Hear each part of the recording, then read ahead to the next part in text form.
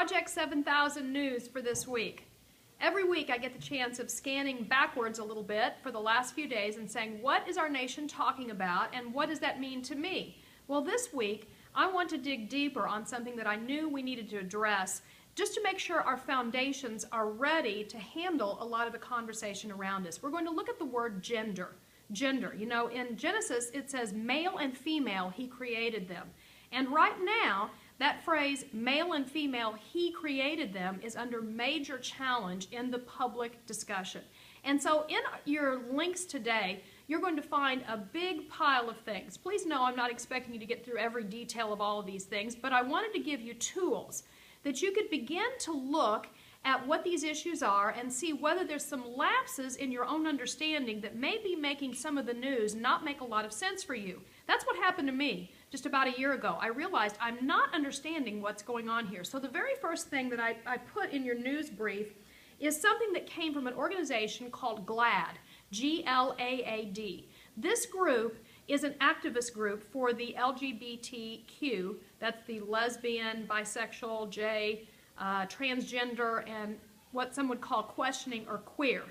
That acronym is, if you don't know the explanation of that, that's why you're going to look here. They wrote this as a guide to give to the media.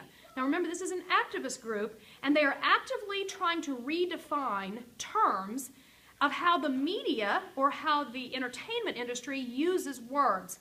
Go ahead and look at it. Not that I'm saying I agree with their definitions, but I better understand what words are being used in different ways. You see, what they believe, and the ACLU is now supporting, is that gender is a First Amendment right, that we as individuals have had people assign a gender to us based on what they observed with our outside body parts when we were born.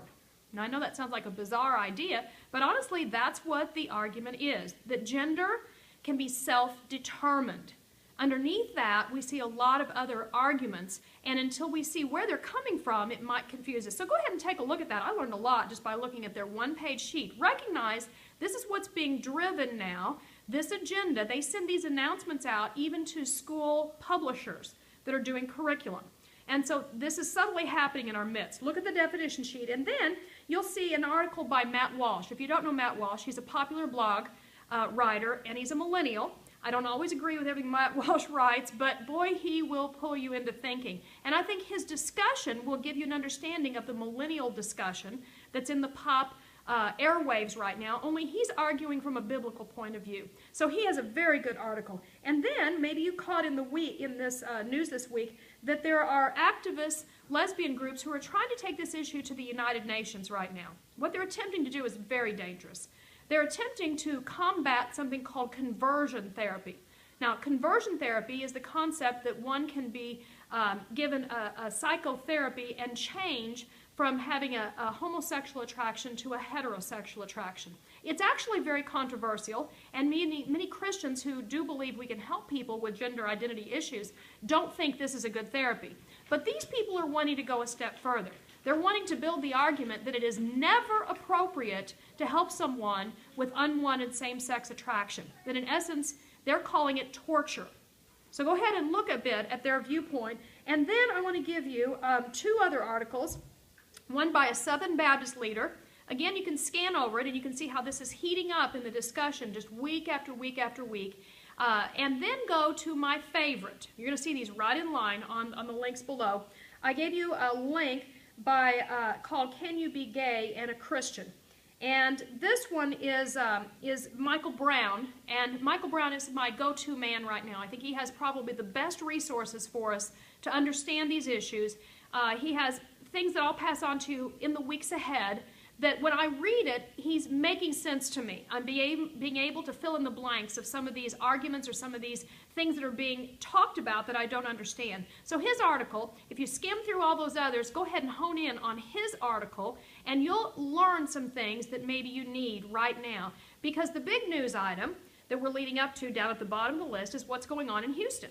What's going on with this controversy? Why do we have the mayors being subpoenaed for their sermons? Now, in the last 24 hours, that got reversed. So we're celebrating that this very activist-minded lesbian mayor is pulling off her stance because the people in the remnant of the Lord began to arise. And I am so excited by that. This Sunday, there will be an event that I think we ought to consider all participating in. You can get online and participate, or you can participate as a church. I gave you the information down at the bottom. It's called I Stand Sunday. Now, I don't want us to be partisan in our understanding. We may not agree with everyone's stance that they're taking. We may not agree with everyone's way that they're taking a stance. But you know, right now, I'm finding everybody out there that I can agree with under the cross of Jesus Christ. I'm finding everyone who seems to be standing, and I'm saying, you know what? You're my brother, you're my sister. I can honor our differences, but I will celebrate that you have the courage to stand right now. So I'm praying for this event, inviting all of us to participate.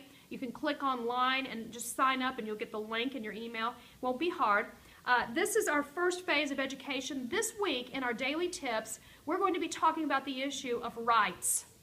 Wow, do we have an amazing story going on about the Ebola rights quarantine. We're going to use that as a springboard for what kind of rights do I have in my family, and how is that hurting or helping relationships. God bless you.